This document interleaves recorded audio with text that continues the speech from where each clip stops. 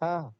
संत कबीर साहब की वाणी है, हम्म। डुबकी मारी समुद्र में, हम्म। निकसा जाए आकाश, हम्म। गगन मंडल में घर किया हीरा पाया दास।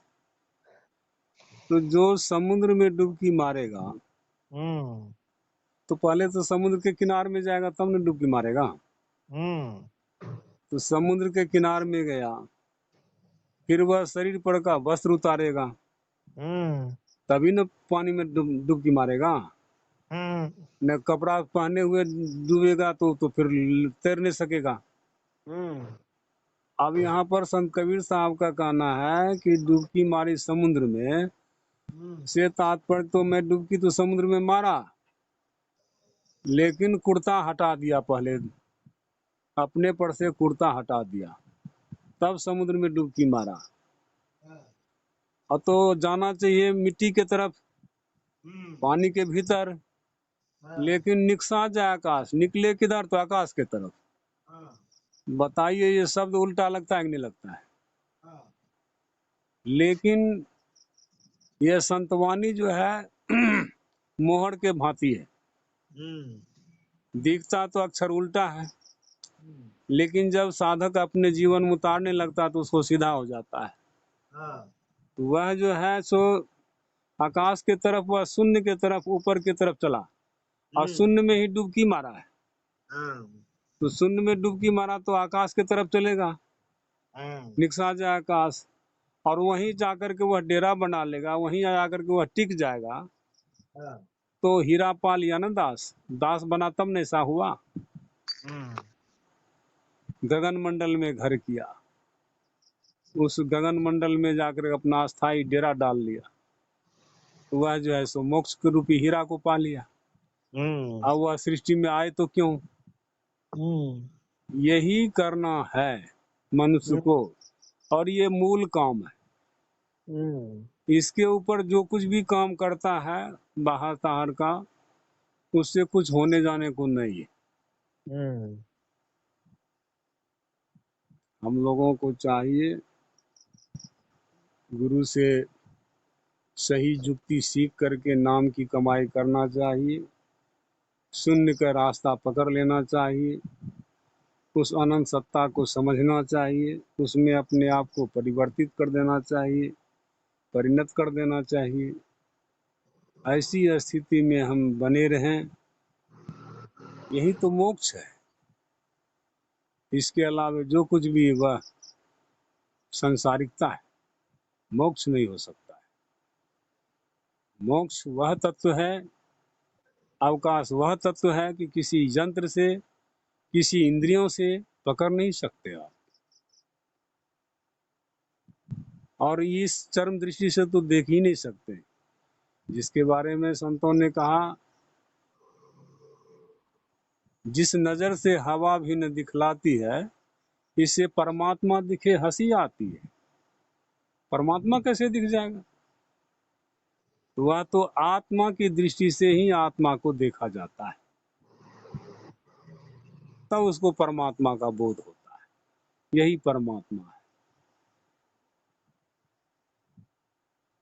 और जब ऐसा हो गया तो हम मुक्त है, वह शरीर के बंधन में तो है नहीं।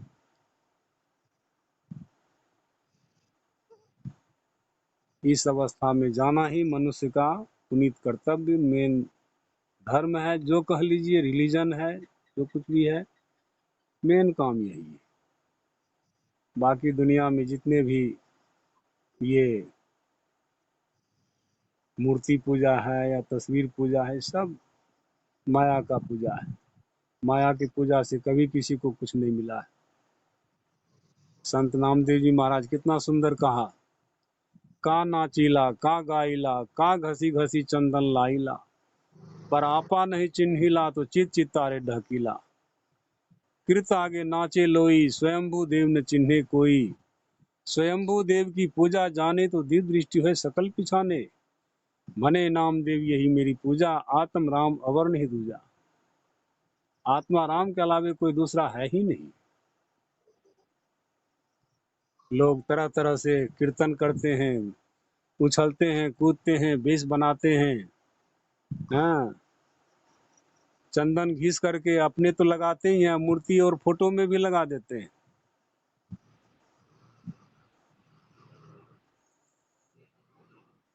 कृत आगे नाचे लोई, वह किसका कृत है? मनुष्य का किया हुआ है। वह तस्वीर किसने बनाया? मनुष्य ने बनाया है। वह मूर्ति किसने बनाया? तो मनुष्य ने बनाया है। परमात्मा का बनाया हुआ यह शरीर, वह परमात्मा का रूप बनाना चाहता है, लेकिन परमात्मा का रूप कोई बना नहीं सकता है। उसका तो रूप है ही नहीं, वो तो अरूपी है।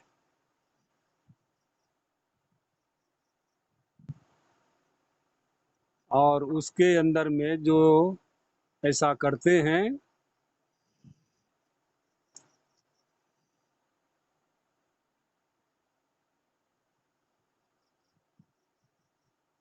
आपा नहीं चिन्हिला। आपा से मतलब परमात्मा, आपा से मतलब आत्मा। जो आत्मा का पहचान नहीं करता है, तो वह परमात्मा का पहचान क्या कर पाएगा? और यही पहचान नहीं की करने के कारण उसको खट विकार में जो है द्वेष की भावना जो रहती है, ईर्ष्या और द्वेष, ये नहीं छूटता है। जलन, डाह, अ,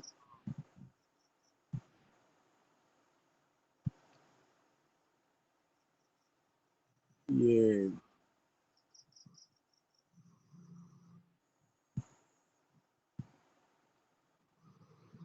वो है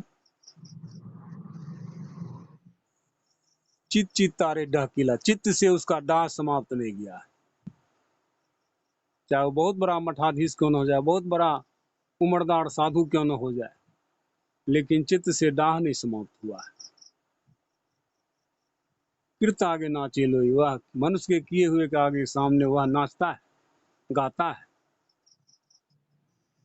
स्वयंभू देव को पहचानता नहीं। स्वयंभू क्या है? मैं क्या हूं, मेरा क्या है, मेरा यह शरीर है, मेरा यह संसार है। लेकिन मैं संसार नहीं हूं, मैं शरीर नहीं हूं। इसका बोध प्राय नहीं होता है लोगों को। यही बोध करना चाहिए। स्वयंभू देव ने चिन्हे कोई, स्वयंभू देव की पूजा जाने। अब इस स्वयंभू देव की पूजा करना के कला क्या है? वह है गुरु से युक्ति सीख करके इसकी कमाई करना, उस नाम को सुनना, जानना, पहचानना और अवकाश तत्व में विलीन हो जाना। यहाँ मूल काम पड़ा हुआ है। स्वयंभू देव की पूजा जाने, तब क्या होगा? तो दीप दृष्टि है सकल पिछाने। ऐसे महापुरुष को दीप दृष्टि खुलती है। वैसे तो दीप दृष्टि वेद व्यास ने दिया था संजय को, और कृष्ण ने दिया था अर्जुन को। लेकिन यह दिव्य दृष्टि क्या था? माया को देखने के लिए दृष्टि दिया था। इस दृष्टि से जो देखा, इन महापुरुषों ने जो दिया था दिव्य दृष्टि, इससे क्या हुआ? माया को देखा। संतों ने कहा दिव्य दृष्टि से जो हो दर्शन, सो माया का दर्शन पर्सन। आत्म दृष्टि से जो हो दर्शन, सो आत्मा का दर्शन पर्सन। आत्मा की दृष्टि से आत्मा का देखना होता है, वह चर्म चक्षु से दर्शन नहीं होता है। वह दिव्य दृष्टि खुलेगा। या पहले किनको खुला था? शिव के बारे में आया है। उनके गुरु अंगिरा ऋषि ने उनको उपनयन संस्कार कराए थे, अथवा तीसरे नेत्र का बोध कराए थे, और तब उनको वह दिव्य दृष्टि खुली थी। तो उस समय कामदेव जल करके छाई हो गया था। उस अवस्था में शिव चले गए थे। उसी अवस्था में हर मनुष्य को जाना चाहिए।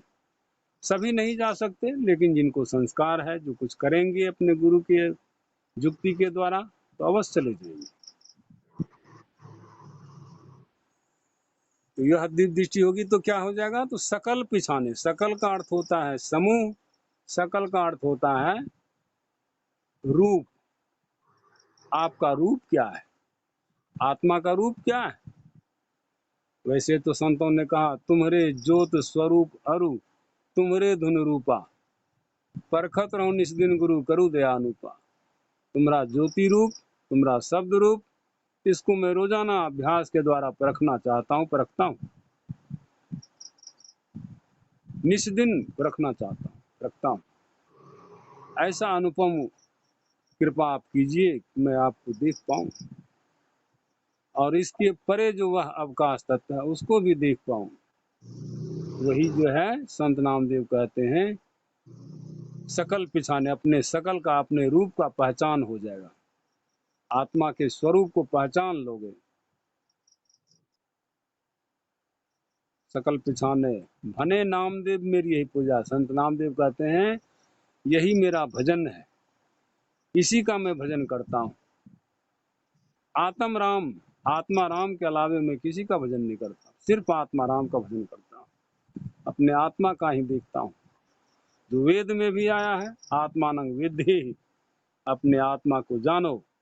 और उपनिषदकार भी कहते हैं कठोपनिषद में, तमैवै को जानत आत्मानं अन्यावाचो विमुंचत, सिर्फ अपनी आत्मा को जान लो, अन्य बातों को त्याग दो। ऐसी को माता सहजोबाई भी कहती हैं, आप उन्हीं को खोज मिले जब राम स्नेही।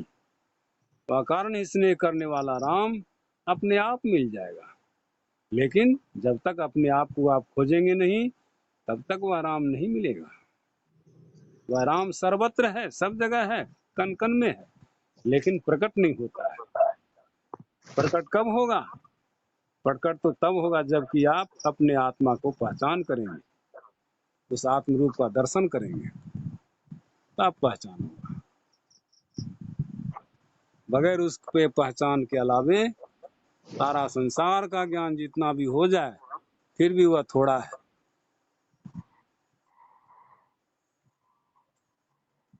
कुछ लोग कहते हैं आत्मा तो ऐसा है ही है, उसके लिए क्या करना है? अरे बाबू, आत्मा ऐसा है ही है, इसके लिए क्या करना चाहिए? इसी के लिए तो यह शरीर मिला है, उस आत्मा को जानने के लिए। जानने के लिए जो जो क्रियाएं की जाए वह आपकी भक्ति कहलाएगी। चाहे वह ध्यान करना है, चाहे वह ज्ञान करना है, चाहे वह समझ लेनी है, चाहे वह गुरु की सेवा करनी है, भक्ति करनी है, ये सभी तो भक्ति के ही रूप में आए। और जो वह अव्यक्त परमात्मा है, वह भी एक दिन आपके सामने व्यक्त हो जाएगा। आज भले ही नहीं जानने के कारण वह व्यक्त दिखता है, लेकिन वह व्यक्त हो जाएगा। जो अभी व्यक्त है वह अव्यक्त हो जाएगा, छिप जाएगा, और जो अव्यक्त छिपा हुआ था वह सामने व्यक्त हो जाएगा। और ऐसा संतों को हुआ, इसलिए गोस्वामी तुलसीदास जी महाराज ने कहा भी कि है नियरे सूझत नाही लानत ऐसो जिंद, तुलसी या संसार को भयो मोतिया बिंद। यह अवकाश सर्वत्र है ही है, लेकिन इसको जानता नहीं है कोई। क्यों नहीं जानता है? कि इसको मोतिया बिंद की बीमारी हो गई है, उसके समझ में आता ही नहीं है। वह संसार के माया को ही सब कुछ समझ रखा है, लेकिन वह तो माया फिर भी क्षणिक है। शाश्वत तो यही अवकाश है, इसका कभी नाश न हुआ है, न हो रहा है, न होगा। यही ईश्वर है, स्वरूपतः वह अवकाश तत्व ईश्वर है। उसमें देखना, उसी से देखना, और उसी को देखना, उसी दृष्टि से, आत्मा की दृष्टि से ही देखना है। किसको? तो आत्मा को देखना है। आत्मा को देखना है तो कहाँ देखना है? तो आत्मा में देखना है, कि बाहर से कहीं नहीं जाया जाएगा, सभी अंदर का रास्ता है। उसी अंदर के रास्ते पर चलते चलते एक दिन ऐसा हो जाएगा, वह परमात्मा के स्वरूप हो जाएगा। यह शरीर संसार तो किसी का न रहा है, न रहेगा, न रह रहा है। एक न एक दिन तो सबका छूट ही जाता है। लेकिन जिन्होंने अपने जीवन में इसका साक्षात्कार कर लिया, उसका जीवन धन्य है। वही मनुष्य जीवन को सार्थक किया है, सफल बनाया है। यही करने बनाने के लिए हम लोगों को यह अभ्यास करना चाहिए, जानना चाहिए। और ये इसी में गुरु भक्ति भी है, इसी में ईश्वर की भी भक्ति है और अपनी भी भक्ति है। ये तीनों भक्ति साथ साथ, अंत तो गत्वा आपको अपनी भक्ति पर ही आना पड़ेगा। यही कह दिया। सतनाम।